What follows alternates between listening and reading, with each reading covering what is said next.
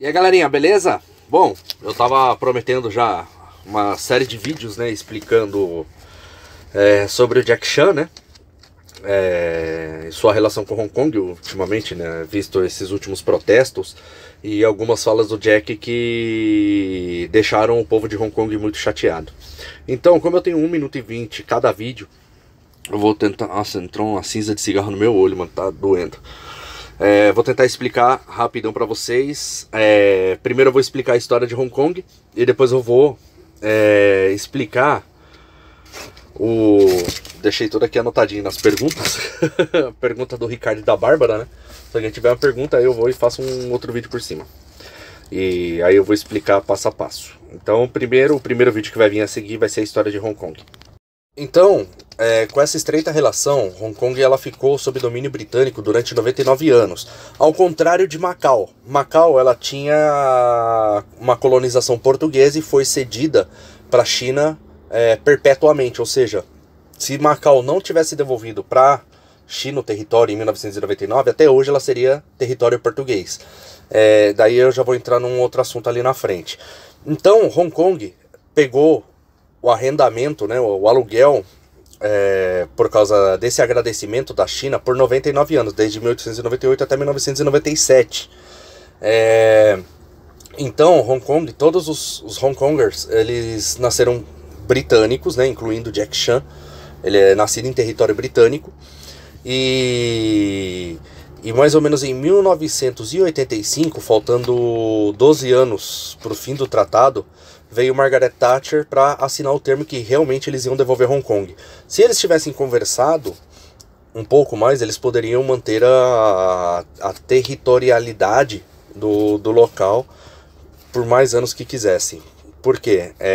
Tem aquela coisa da China comunista e, no caso agora, é capitalista, né? O Tratado de Nanquim, o artigo 3º, foi que Hong Kong seria cedida por um tempo, né, para os ingleses ficarem tomando conta dessa parte da ilha, o que ajudaria nos negócios na época, né? Era o que? Era exportação de chá, de fragrâncias, tanto que Hong Kong significa porto aromático, porque é ali que eram feitos os incensos, todo tipo de ervas aromáticas na época eram partidos ali de Hong Kong, por isso que Hong Kong se chama Porto Aromático. Hong, aroma, Kong, Porto. E em 1898 foi firmado um tratado entre China e Hong Kong, entre China e Grã-Bretanha, que cederia o território de Hong Kong por 99 anos. A partir daí, teve até a Segunda Guerra Mundial, em que a Grã-Bretanha ajudou a China a manter seu território, né? Hong Kong foi tomada pelos japoneses, porém a Grã-Bretanha conseguiu dar um chute no traseiro dos japoneses, e aí ficou essa estreita relação entre China e Grã-Bretanha na época. Só que aí o que acontece? Isso daí eu vivi em 97, porque eu vi o handover.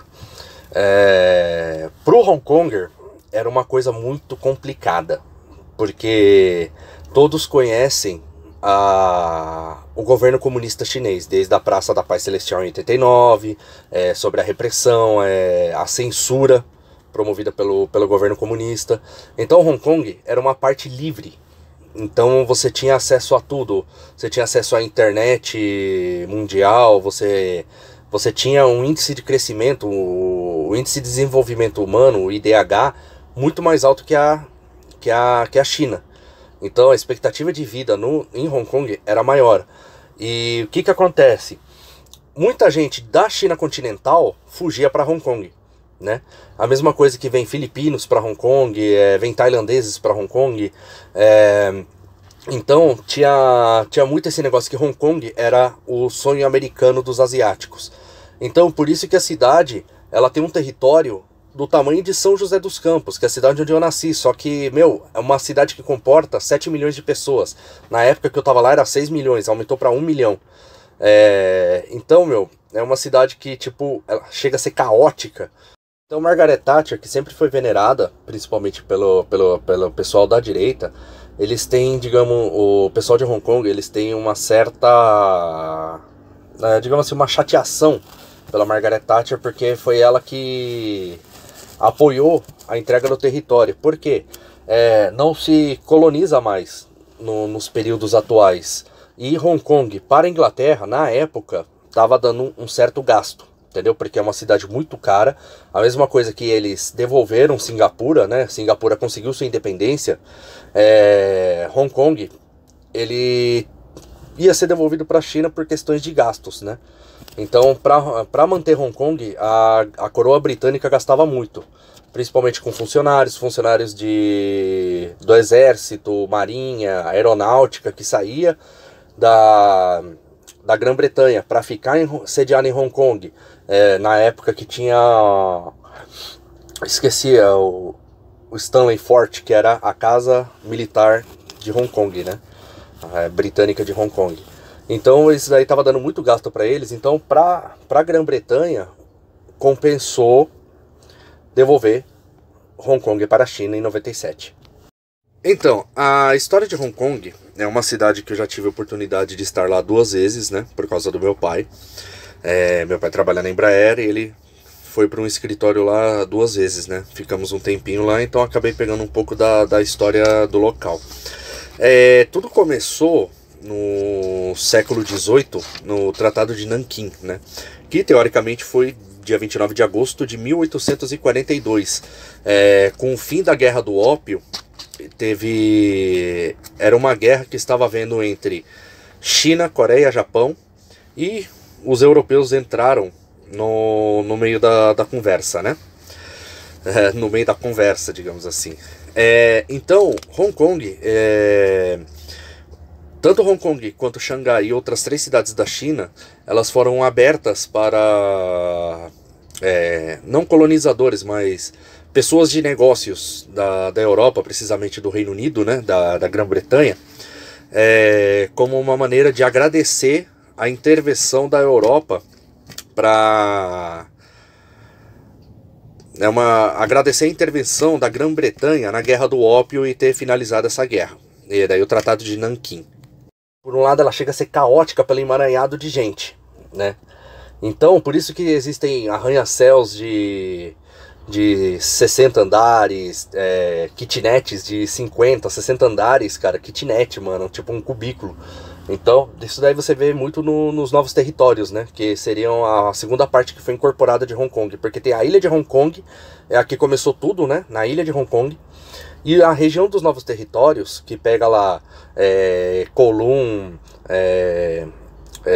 Fanling, que aí é território do continente que pertence a Hong Kong. Então, Hong Kong, ele não é só uma ilha, ele tem uma parte de terra do continente até a divisa ali com Shenzhen. Shenzhen já é lá do chinês, né? Então eles têm um pedaço de terra que eles chamam de novos territórios, e essa daí que cresceu popularmente. Então é ali onde que você vê, se você tem labirintite, você olha um prédio dali, você fica louco. Então, o sonho americano dos chineses do continente era Hong Kong. E em Hong Kong, por causa da guerra de 1912, né, quando a China se tornou um país nacionalista, né, se tornou uma república, era onde os chineses fugiam, se não fugissem para Taiwan. Então a China em si, ela sempre queria ter o controle de Hong Kong de volta para se tornar um país só. Só que aí qual que era o problema? A liberdade de Hong Kong com a censura da China. Então, os Hong Kongers na época, em 97, todo mundo estava morrendo de medo. Todo mundo pensava, puta, o que vai acontecer? Vai entrar a China continental, né? Tanto que no dia entraram os militares, mano, foi a hora que o pessoal ficou mais com medo ainda, depois do governador, o governador Chris Patten. Ele saiu de navio bonitinho, né? Rumo a Filipinas, e depois ele voltou para Inglaterra. E a partir daí começou a entrar os militares chineses em Hong Kong. Então, esse daí foi o momento mais apreensivo que eu vivi naquela época, que era acabou a liberdade, acabou praticamente tudo. Tem 2 filmes que eu acho da hora vocês assistirem sobre. É um filme do Jean-Claude Van Damme chamado Golpe Fulminante, em inglês Knock-Off, que mostra exatamente algumas cenas do Hong Kong no handover, que era oficiais britânicos saindo, chineses entrando. Tem um outro filme também, que aí é filme cult, né? handover 1997, é da hora. Realmente aconteceu aquela época. Então, por exemplo, altos oficiais da polícia, por exemplo, comissário de polícia, eram britânicos. Os juízes dos fóruns, do único fórum que tem em Hong Kong, né, era britânico. Tanto que advogados chineses, de etnia, né, advogados chineses, as audiências no fórum eram feitas em inglês. Então, era tipo uma coisa natural lá. Tudo que envolva parte governamental era tudo no inglês. Não se falava chinês. Até você ia num posto de prefeitura, é porque lá todos os bairros eles têm suas prefeituras, né? Então todas as partes governamentais era tudo em inglês, não se falava chinês ali. E se falava chinês na rua, né? Então nos bairros, os táxis e tal. Só que como a gente é o que eles chamam de guailó, né? Demônio estrangeiro. É tipo um termo meio torpe para falar, né? Mas é assim que eles se referem a nós, ocidentais, né? Guailó. Eles falavam em inglês com a gente. Se a gente tentasse falar chinês, eles ficavam felizes e tal. Só que eles faziam questão em falar inglês com você.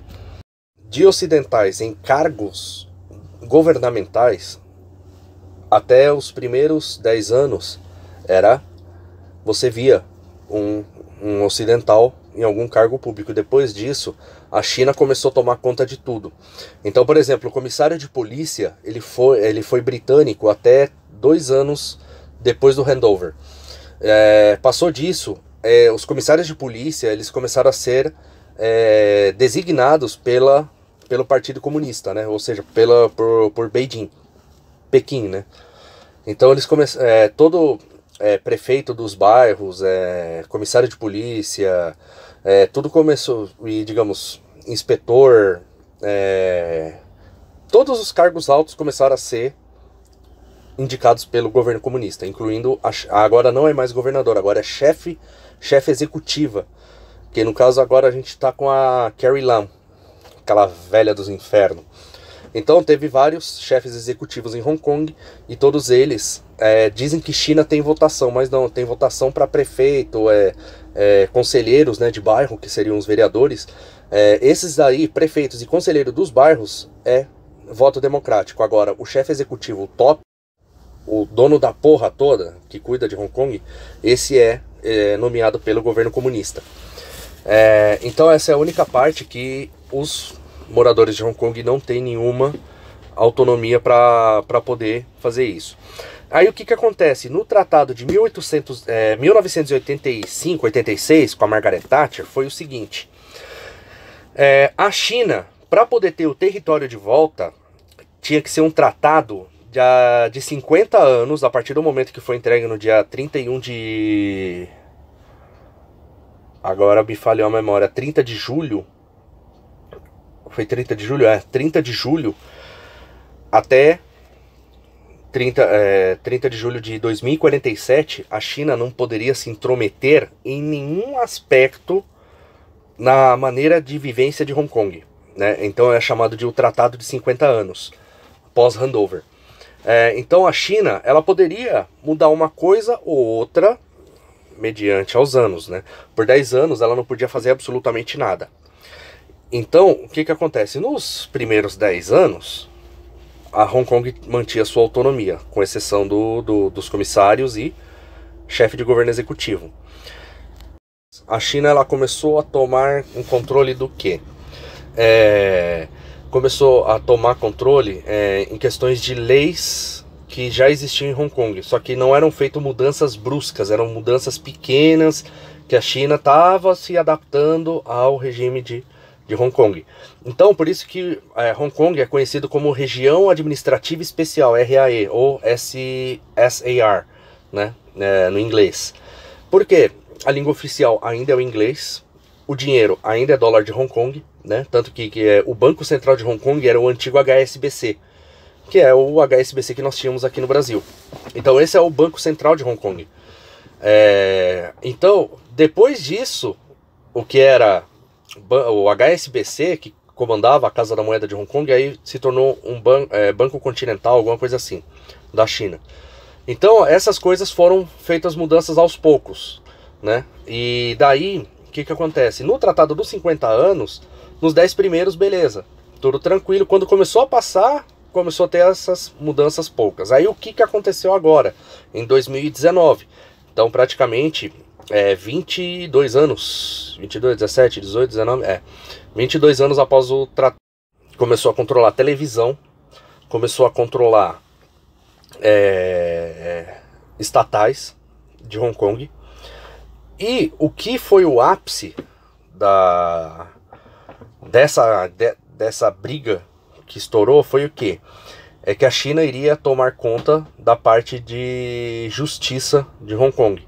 Então todas as pessoas que fossem presas em Hong Kong seriam extraditadas para a China continental para ser julgadas lá.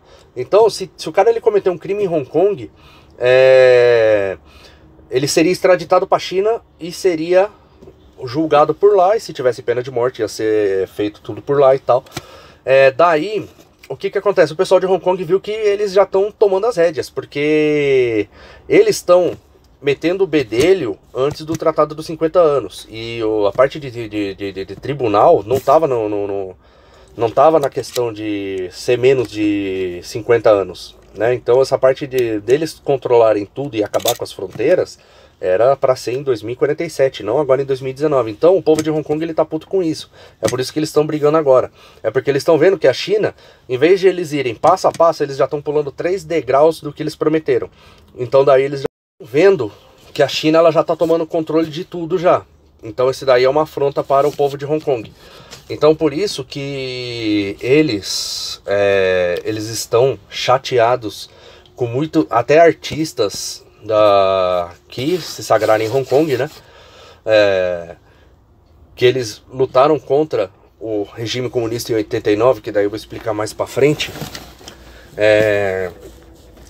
Por isso que começou toda essa baderna, porque viram que a China já tá tomando conta de tudo e eles não querem que que Hong Kong perca a essência de liberdade que ele sempre teve, né? Então essa é a atual briga agora, que está envolvendo artistas, está envolvendo pessoas do governo, está envolvendo chefes de gabinete, polícia, principalmente a polícia de Hong Kong, que outrora em Hong Kong era, digamos, era símbolo de orgulho, a polícia de Hong Kong, e hoje ela está sendo mal vista de todos os moradores da ilha, né?